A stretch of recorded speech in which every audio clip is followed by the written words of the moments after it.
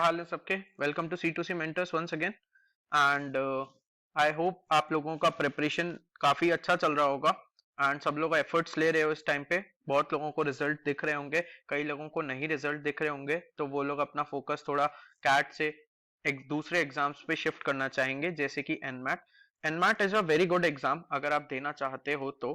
ठीक है, एनएमआईएमएस आप मुंबई टारगेट कर सकते हो। It's an India top 20 institutions. Okay, and good placement report, good culture at the student. बस एक उसका डिसएडवांटेज है कि वहां पे एक बैच साइज बहुत ज्यादा है, वहां पे बैच साइज बहुत ज्यादा है, but still you can keep it as a very good backup option, right? So without wasting any further time, I'll tell you the strategy that I have scored 260 marks in NMAT, 260 plus marks in NMAT. Okay, so I'll be helping you with the strategy. I'll be helping you with the strategy of this particular paper. Okay, so NMAT is totally different from what it used to be 2 years ago, right? It's usually very different now. NMAT is going on the lines of GMAT by GMAT because the conducting body is same for both the exams, and they have divided their examination process to judge a student into three particular sections. The three sections everyone knows because everyone is who is watching this video is preparing for the competitive exams. Language skills is the one portion, quantitative aptitude is the one portion which also covers DI here, which also covers DI here. Okay, and the third portion is your logical reasoning. Your third portion is logical reasoning. Okay, logical reasoning. Okay, so what happens is, guys, basically till now those who have given NMAT, they know the culture, what is the pattern of the NMAT exam. But for those who have not who do not know anything about this particular exam, so let me just give you a small brief. You score between 12 to 120 marks. Okay, you score between 12 to 120 marks in each and every section. This is an adaptive test. Okay, so the moment you start doing correct questions, the level of difficulty of the next given question will rise automatically. Okay, so you don't have an option here to skip the questions. You have to be fast along with why you need to take a very good decision also here. First thing, you need to take a very good decision that this question is out of reach. It will take 4.5 minutes. Irrespective of wasting 4.5 minutes, I can mark any option here and I can just switch on to the other question. Okay, so we'll be discussing each and everything in detail. So I'll be giving you a plan how to crack NMAT in 25 days. ये हम title रखते हैं videos का usually, but मत पढ़ना इन सब titles के अंदर, क्योंकि तुम अगर 10 दिन में 25 दिन का काम कर लोगे तो भी तुम्हारा क्लियर हो सकता है. So it's not like that कि हमें एक बहुत ही ज्यादा लोगों को अट्रैक्ट करने के लिए कोई टाइटल डालना है. इट्स जस्ट दैट तुम स्ट्रैटेजी सीखो एंड अपना काम निकलवाओ उससे. ठीक है, तो हम पहले क्यूए सेक्शन की बात करते हैं, क्योंकि ये सेक्शन के अंदर स्कोर आता नहीं है बच्चों का लास्ट ईयर से.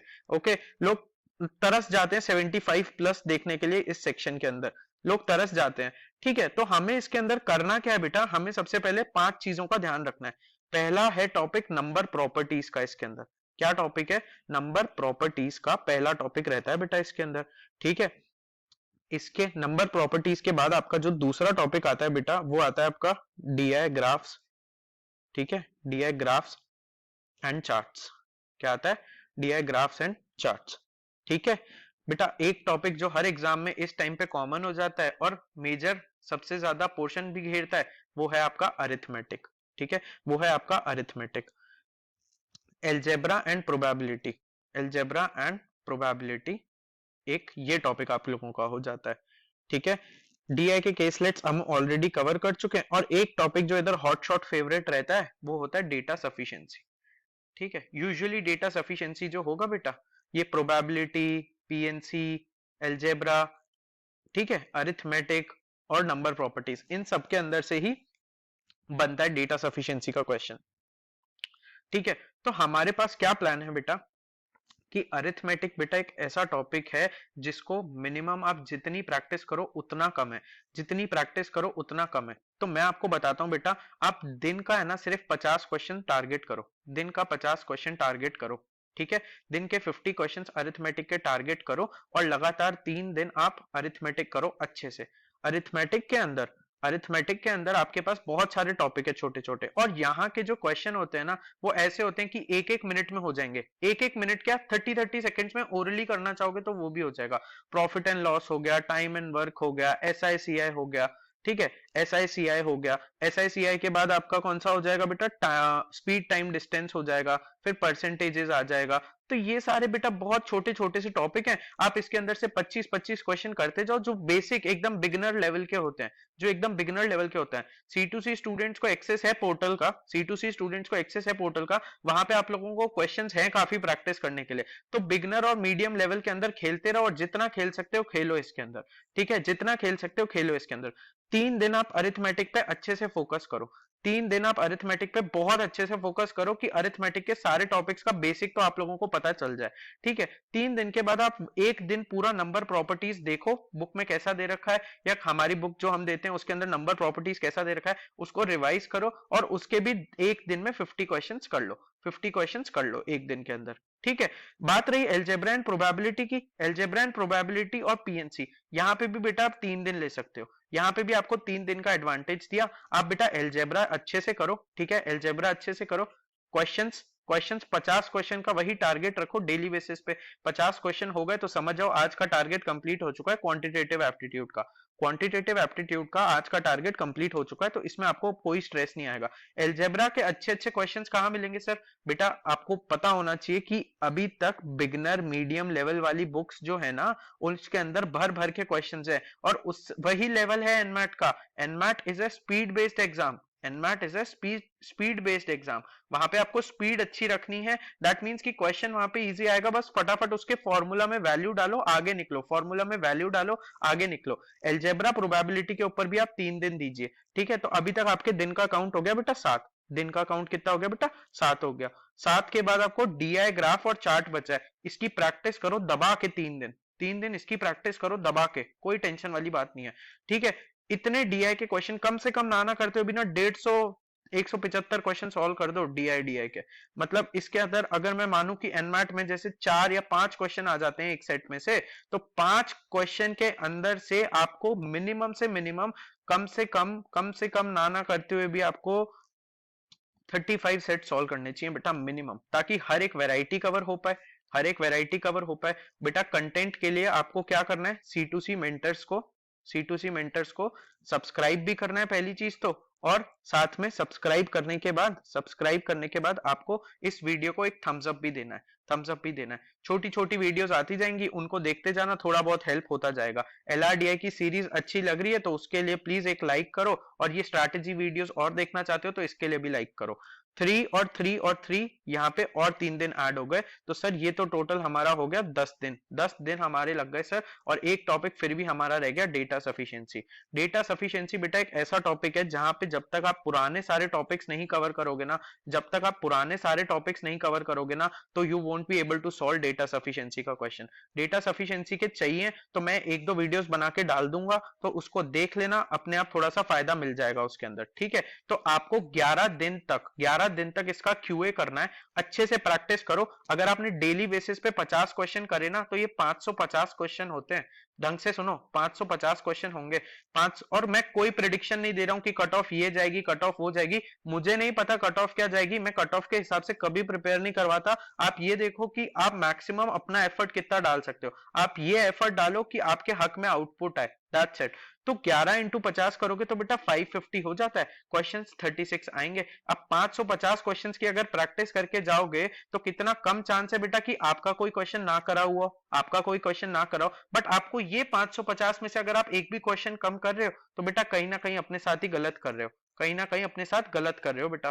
फिर मत बोलना बेटा कि मार्क्स नहीं आए या ये नहीं हुआ। तो आपको क्या पता चला कि बेटा 3+3+3+1+1 यानी कि 11 दिन के अंदर आपको QA निपटानी है अपनी, अच्छे से प्रैक्टिस करके हर एक टॉपिक की, अच्छे से प्रैक्टिस करके हर एक टॉपिक की, ठीक है। आई होप QA का सब लोगों को समझ में आ गया होगा, QA का सब लोगों को समझ में आ गया होगा। तो फिर अब हम क्या करेंगे, अब हम क्या करेंगे बेटा, अब हम लैंग्वेज स्किल्स पे आएंगे, क्योंकि सर ये सेक्शन तो निकल जाता है, ये सेक्शन अगर निकल भी गया तो बाकी सेक्शंस पे क्या बेटा, बाकी सेक्शंस का भी बता रहा हूं आपको, स्ट्रेस मत लो आप बिल्कुल भी।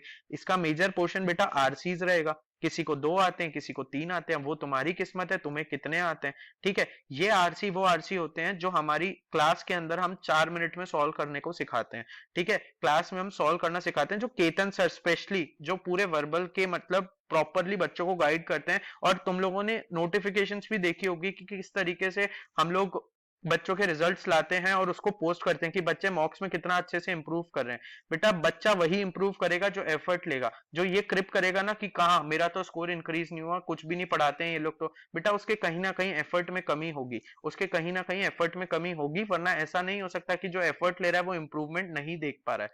ठीक है, तो आगे बढ़ते हैं बेटा। यहाँ पे आरसीज हैं, आरसीज यहाँ पे जो आरसीज हैं इसकी लगातार बेटा इतनी आरसीज मतलब 50 आरसी कर लो, चलो 50 आरसी करने के लिए तुम्हें 10 आरसी करने हैं दिन के, 5 दिन लगातार आरसी करो बैठ के, 5 दिन लगातार आरसी करो। उस आरसी करते टाइम ना अपना स्पीड टाइम रेशियो कैलकुलेट करो, स्पीड टाइम रेशियो कैलकुलेट करो। मैं तुम्हें बताता हूँ, 4 क्वेश्चन आते हैं आरसी में से, 4 क्वेश्चन आते हैं, तुम्हें टारगेट रखना है कि 2.5 मिनट में, 2.5 से 3 मिनट में तुम पूरा आरसी पढ़ो, उसका क्रक्स निकालो। ठीक है, 2.5 से 3 मिनट में तुम उसका क्रक्स निकालो और 2 मिनट के अंदर तुम क्वेश्चन सॉल्व कर दो। तो 4 क्वेश्चन को अगर 5 मिनट में सॉल्व कर पा रहे हो तो कहीं ना कहीं अपने साथ जस्टिस कर दोगे बेटा यहाँ पे। अदरवाइज तो फिर बेटा बैठे रहना, सिर्फ आरसी सॉल्व करते रह जाओगे। ठीक है, 10 दिन आप 5 दिन आप लोगों को 10 आरसी करने हैं, एंड आरसीज में आप लोगों को क्या करना है, आरसीज में आप लोगों को क्या करना है, स्पीड टाइम का रेशियो कैलकुलेट करना है। जितना जल्दी जा सकते हो उतना जल्दी जाओ, स्पीड बढ़ाओ आगे बढ़ो, स्पीड बढ़ाओ आगे बढ़ो। गलत भी हो रहे हैं तो भी देखो कि कौन से टाइप के क्वेश्चन गलत हो रहे हैं, गलत भी हो रहे हैं तो देखो कौन से टाइप के क्वेश्चन गलत हो रहे हैं। ठीक है, उसके बाद बेटा आपका आता है पैरा फॉर्मिंग। क्या आता है बेटा, पैरा फॉर्मिंग। बैठे हैं बेटा एक दिन ऐसे ही बैठे थे, आरसीज खत्म कर लिए, बोर हो रहा है सर क्या करें, कोई बात नहीं बेटा पैरा फॉर्मिंग पे आ जाओ। पैरा फॉर्मिंग 2 दिन लग के मेहनत करो अच्छे से। ठीक है, 2 दिन यहाँ पे लग के मेहनत करो तो 5 और 2 7 दिन आपके निकल जाएंगे। पैरा फॉर्मिंग के कम से कम 100 क्वेश्चन करके जाओगे ना तो अपने आप पहले 3 वर्ड देख के पता चल जाता है कई बार तो कि यार यहाँ तो ओपनिंग हो ही नहीं सकती, ये तो ओपनिंग हो ही नहीं सकती, ये दिस किसके बारे में बोल रहा है, दैट किसके बारे में बोल रहा है, एंड कैसे, एंड से कैसे शुरू हो गई चीजें। तो ये सारे रूल्स आपको कब पता चलते हैं बेटा, जब आप बहुत ज्यादा एक्स्ट्रा प्रैक्टिस करते हो ना चीजों की, ये सब आप लोगों को तभी पता चलेगा। तो मैं बोल रहा हूँ आप 2 दिन रखो, 2 दिन के अंदर आप 100 क्वेश्चन इसके खत्म कर दो एक ही बार में पैराफॉर्मिंग के। 2 दिन आपके यहाँ चले जाएंगे, 2 दिन आपके यहाँ चले गए बेटा, 5 और 2 7 दिन यहाँ पे हो गए बेटा। फिर आपका आता है एक दिन रखो आप एरर आइडेंटिफिकेशन का, जहां पे आपको एरर आइडेंटिफाई करनी पड़ती है कि सेंटेंस में यहाँ पे गलत क्या लिखा है, सेंटेंस पे यहाँ पे गलत क्या लिखा है, यस सेंटेंस पे यहाँ पे गलत क्या लिखा है। इसकी प्रैक्टिस करो कम से कम 100 क्वेश्चन, बट इसको एक दिन में करना, इसको एक दिन में करना। जब प्रैक्टिस करोगे इसकी तो एक नोटबुक बना लेना, उसके अंदर जितनी भी सेंटेंसेस तुम प्रैक्टिस कर रहे हो 100 क्वेश्चन, 100 की 100 गलतियां लिख देना। अब उन गलतियों के बाहर थोड़ी वो लोग बना देंगे पेपर, एक पर्टिकुलर फॉर्मेट है ना बेटा जिसके अंदर उनको भी प्ले करना है, राइट, उनको भी तुम्हें टेस्ट करने के लिए एक पर्टिकुलर फॉर्मेट चाहिए। अगर तुमने वो पूरा फॉर्मेट ही खेल के जा रहे हो तो तुम कहीं गलत हो सकते हो क्या, खुद सोचो एक बार के लिए। ठीक है, तो यहाँ पे अब तुम्हारे पास 5 और 2 एक 8 दिन हो गए। 8 दिन के बाद बेटा लास्ट जो है एक दिन, 9 दिन के लिए लास्ट वाले दिन पे आपको क्या करना है, लास्ट वाले दिन में आपको बेटा 2 चीजें करनी है। एक एनालॉजीज थोड़ी सी पढ़ना, रटना मत, थोड़ी सी पढ़ना, इसको रटने मत बैठ जाना क्योंकि ये इतनी बड़ी एनालॉजीज की लिस्ट है ना, कर ही नहीं पाओगे कभी भी कंप्लीट। थोड़ा बहुत समझना कि इसका इससे ये रिलेशन है तो इसका इससे क्या रिलेशन होगा, इसका इससे ये रिलेशन है, इसका इससे क्या रिलेशन होगा, और लास्ट में आपको सेंटेंस कंप्लीशन करना है यानी कि फिल इन द ब्लैंक्स। ये दोनों चीजें एक दिन में खत्म हो सकती हैं आराम से अगर ढंग से प्रैक्टिस करोगे। एक फिल इन द ब्लैंक करने को 1 मिनट लगता है बेटा हार्डली। अगर आप इज्जत से भी कर रहे हो ना 2.5 घंटे बैठ के फिल इन द ब्लैंक्स, आपके 150 क्वेश्चन हो गए फिल इन द ब्लैंक्स के। तो आप इस तरीके से पढ़ो कि आप आउटपुट अपना खुद ही निकाल पाओ, आउटपुट अपना खुद ही निकाल पाओ। तो यहाँ पे मैंने आपको 11 दिन दे दिए बेटा, यहाँ पे मैंने आपको कितने दिन दिए, 11 दिन दिए। ठीक है, 11 दिन के बाद बेटा यहाँ पे मैंने आपसे कितने दिन ले लिए, 9 दिन और ले लिए बेटा, 9 दिन और ले लिए, यहाँ पे 11 दिन ले लिए। बचे हुए 5 दिन क्या करोगे बेटा, एलआरडीआई करोगे और क्या करोगे। एलआरडीआई में सबसे ज्यादा लोगों को तंग क्या करता है इधर बेटा, सीआर करता है। तो बेटा यहाँ नहीं बोलूंगा कि सीआर की प्रैक्टिस एक दिन करो, नहीं नहीं नहीं, यहाँ बेटा सीआर की प्रैक्टिस आपको 5 दिन करनी है, साथ में एडिशनल काम करना है, day 1, day 2, day 3, day 4, day 5। ठीक है, सीआर में क्या क्या करोगे, स्ट्रेंथनिंग एक दिन करोगे उसके 50 क्वेश्चन करोगे। ठीक है, वीकनिंग एक दिन करोगे उसके 50 क्वेश्चन करोगे। ठीक है, उसके बाद strengthening, weakening, assumption, assumption violate वाला 50 क्वेश्चन करोगे। ठीक है, और जो 2 तरीके की सीआर बचती है, 2 तरीके की सीआर बचती है उसके भी तुम 50-50 क्वेश्चन करोगे तो लगभग 250 क्वेश्चन प्रैक्टिस करोगे सीआर के, तब जाके वहां पे जो 10 क्वेश्चन आते हैं सीआर के वो करेक्ट कर पाओगे। अगर 250 क्वेश्चन प्रैक्टिस नहीं करोगे तो बेटा फिर मत बोलना सीआर सर आती ही नहीं है, सीआर समझ ही नहीं आती। बेटा जब सॉल्व करते हो इसको देखो कि ये लोग क्या कंसेप्ट यूज कर रहे हैं, ये लोग किस तरीके से आंसर्स को नेगेट कर रहे हैं। 5 ऑप्शन है उधर नेगेट करने के लिए, वो भी एक चैलेंज है खुद में। तो आधे तो पता है कैसे नेगेट हो जाते हैं, आधे नेगेट हो जाएंगे बेटा कि या तो जो पूछ रहा होगा कि स्ट्रेंथन क्या है तो आर्ग्यूमेंट ही वीक कर रहा होगा, एक आउट ऑफ कॉन्टेक्स्ट ही चला जाएगा। आउट ऑफ कॉन्टेक्स्ट मतलब हो गया कि राम शाम की बात करिए और वो किस पे पहुंच गया, मनीष पे पहुंच गया, बेटा वो मनीष पे पहुंच गया। ठीक है, ये हो गया। तो ऐसे करके करके अपनी एक कॉपी बनाओ, अपनी नोटबुक में लिखो सीआर के रूल्स, सीआर के रूल्स। फ्री प्रैक्टिस कर सकते हो बेटा, फ्री प्रैक्टिस मैं आपको बता देता हूं, इसके लिए आपको कोई नहीं रोक सकता। जीमैट की जो ऑनलाइन साइट है ना जहां पे जीमैट का मटेरियल मिलता है, वहां से आप इसकी प्रैक्टिस कर सकते हो, वहां से आप इसकी प्रैक्टिस कर सकते हो। ठीक है, वहां से आप इसकी प्रैक्टिस कर सकते हो जीमैट के अंदर, जहां पे क्रिटिकल रीजनिंग लिखोगे, नॉर्मल 500 लेवल की भी करोगे ना तो भी काफी अच्छी प्रैक्टिस हो जाएगी। बट ये 5 चीजें करके जाना, ये 5 चीजें क्या करके जाओगे, ये 5 चीजें आप लोग करके जाओगे तो आपकी सीआर और एलआर को कोई नहीं रोक सकता जीतने से। ठीक है, कोई नहीं रोक सकता बेटा, ये मेरा प्रॉमिस है। बट सर बाकी दिन तो आपने बताया नहीं, सीआर तो 5 दिन बता दिया, उसके साथ क्या, उसके साथ बेटा बता रहा हूं अभी देखो। पहले सीआर के जब 50 क्वेश्चन करोगे ना उसमें कम से कम 2 घंटे लगेंगे, उसमें कम से कम कितना, 2 घंटे तो मिनिमम मान के चलना लगेंगे ही लगेंगे। ठीक है, सीआर के बाद आप लोगों को क्या करना है, सबसे पहले सीआर के बाद आप लोगों को क्या करना है, पजल्स, पजल्स। ठीक है, 3 दिन आप लोगों को पजल्स करनी है, 20 20 20। ठीक है, 60 पजल्स का गेम होगा, 60 पजल्स का गेम होगा बेटा, 60 पजल्स का गेम होगा। आनी 2 पजल है बेटा, वहां पे 2 पजल है। सर्कुलर अरेंजमेंट, लीनियर अरेंजमेंट, जितनी प्रैक्टिस कर सकते हो ना, जितनी प्रैक्टिस कर सकते हो करके जाओ एनमैट के लिए। सर्कुलर लीनियर अरेंजमेंट पे पक्का एक टाइप का क्वेश्चन आना ही आना है, ये मेरे से लिख लो। 10 से 12 सीआर के क्वेश्चन आते हैं, 8 तुम्हारे पजल्स और इसके क्वेश्चन आते हैं, इस चीज को याद रखो। तो ये 2 टॉपिक्स पे अगर होल्ड बना रहे हो, और अगर मैं एवरेज मार्क्स बोल रहा हूं, मेरे को पता है कि एडेप्टिव है टेस्ट, तो 20 इंटू 3 60 मार्क्स तो तुम्हारे यहां से आ सकते हैं सीधा सीधा। तो उस चीज को बेटा थोड़ा सा याद रखो, उस चीज को बेटा याद रखो। ठीक है, रीजनिंग बेटा और भी टाइप की होती है, वो बाकी दिन जो बचेगा उस दिन आपको बाकी पोर्शन कवर करके रीजनिंग खींचनी है। क्या खींचना है, रीजनिंग खींचनी है 2 दिन, 50-50 क्वेश्चन उधर से कर लो। जैसे कई बार ये आ जाता है कि ये 4 नंबर दिए, 2 4 6 8, आगे क्या आएगा बेटा, आगे सबको पता है 10 आएगा। तो ये वाले क्वेश्चंस की प्रैक्टिस करो लास्ट के 2 दिन। तो ये आपका पूरा शेड्यूल है बेटा, आपको 25 दिन के अंदर कैसे एनमैट क्रैक करना है देसी लैंग्वेज के अंदर। और इज्जत स्ट्रैटेजी भी बताइए बेटा, स्ट्रैटेजी को अगर 25 दिन लगाओगे तो जिस डेट से लगाना शुरू करोगे 25 दिन तक सीरियस हो तो ऑटोमेटिकली इसको इंप्लीमेंट कर पाओगे कहीं ना कहीं। ठीक है, इसको इंप्लीमेंट कर पाओगे। क्वेश्चंस वगैरह आते रहेंगे, सपोर्ट आप लोगों का रहना चाहिए। टिल देन आप लोगों को पता है क्या है, एक छोटा सा लाइक बटन, ठीक है, उसे लाइक कर दीजिए वीडियो को, प्लीज सब्सक्राइब कर दीजिए चैनल को, एंड जल्द ही मिलते हैं अपनी एक नेक्स्ट वीडियो के अंदर एक कोई और अच्छे कंसेप्ट के